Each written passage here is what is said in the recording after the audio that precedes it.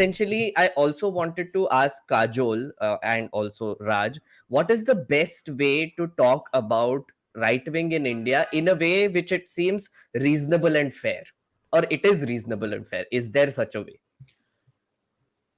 Kajol, do you want to? Kajol, do you want to give a stab at that? I'm going to go after Raj, yeah. Raj. Yeah. So as I was saying, right, see, something that I have accepted is that right wing will exist. Maybe I'm not part of it, but it will exist. So, and you, me, Kajal, we can imagine a utopia of our, like whatever our fantasy of utopia is. But even in that, there will always be conservatives, right? They have their own kind of moral spectrum, whatever. I may or may not agree with it. That's a different thing. So does like right wing is not, again, however I may feel about it, they are not stupid, right? The problem is, unfortunately, the problem, at least from my point of view, when it comes to India, is that unlike, say, American conservatism, there is not a lot of literature to back it up. So a lot of what we call right wing ideas are basically traditional conservative ideas like in the context of India, based on a lot of religious, like basically you have like your Burke and Nozick and those kind of people in like in the West. In India, I don't. I mean, the most intellectual right wing I can think of is Swapan Das Gupta, and I don't know if, like, if you guys Fair compare, enough. yeah, right? So my goal to be here is to, like, I want to empathize, and I want to kind of give this trad versus Raita also a very fair shot um, in this discussion. Fair enough. And before I pass the mic to you and Kajal, just one thing. Bharatiya Janata podcast is the podcast that I go, and I'm not this balanced in the podcast. And also on my Twitter feed, Discourse Dancer, I'm not really super balanced, but I'll try to be my Disbalanced. best today. Yeah. Yeah. Fair enough. Okay. Yeah. Go on. Okay. So for me, all right wings derive from religion. Okay, all right wings are strongly based on religion, whether it's America or India.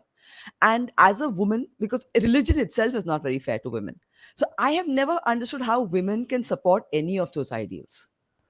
So, to me, it's misogyny. Okay, to put it very bluntly, as a woman, you have to be liberal. At least liberals give you a voice. Interesting. That's a very interesting way to look at it, Kajol. Okay, then the second disclaimer I wanted to give on this, but before that, let me tell you what I think, how we can discuss this is, I feel like the right wing is a spectrum, like any identity, like gender, like cultural identities, like religious identities. I think political identities are a spectrum, right? What we traditionally refer to as, or just like paint the brush on the right wing right now, I think are Modi supporters.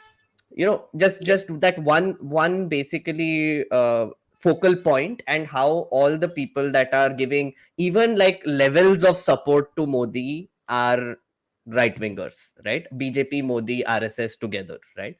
Just one point. Yeah. We are not even 10 minutes into this podcast. Yeah, of course. And you Of mentioned course. the I've name. mentioned Adarniya Modi ji. Of course I have. But I mean, he's a very basic point to this entire story that we are trying to unravel. It is actually true, right? Okay, so can I take a stab at defining the spectrum a little bit and the elements to it? Okay, so I look at the right wing this way, right? There was 2014 that happened where a bunch of people voted for Modi, right? Within that, there were reasons why people voted for Modi, right? And it was not just one reason. There were multiple reasons. One was people were tired of the Congress, so they were like, "Inko hatao," right? So anti-establishment. Second was free market people who were like, the Congress is interfering too much into our business. We need to do business in a more free and fair manner. Hashtag Gujarat model, right? Then there was the culture warriors, I call them, which is basically people who think that the anti-Hindu crowd is getting stronger and destroying our religion / identity as a Hindu, right? And we are not getting a fair chance. So hashtag Hindu khatre mein hai, right? Then there was also young people who just came of age during voting in 2014 ke aspas. And their political consciousness came in with Modi posters everywhere, saying that they are great, he's great, he's the best person alive. And also Rahul Gandhi's memes of him being a pappu and incompetent idiot, so vote for Modi, right? That young crowd, which is now, I think, 10 years older today, right? I think are about 8 years older today, right? Then there was obviously the RSS and the existing BJP and the Modi fan base, right? So that is, I think, what forms the overall right wing. But also, one more category I would like to mention is the poor who were dependent on welfare. They thought that Modi is the best person who can deliver that welfare to them in a most efficient manner, which Congress wasn't able to. So I wouldn't say they were right wing, but in a lot of ways, they are also considered right wing now.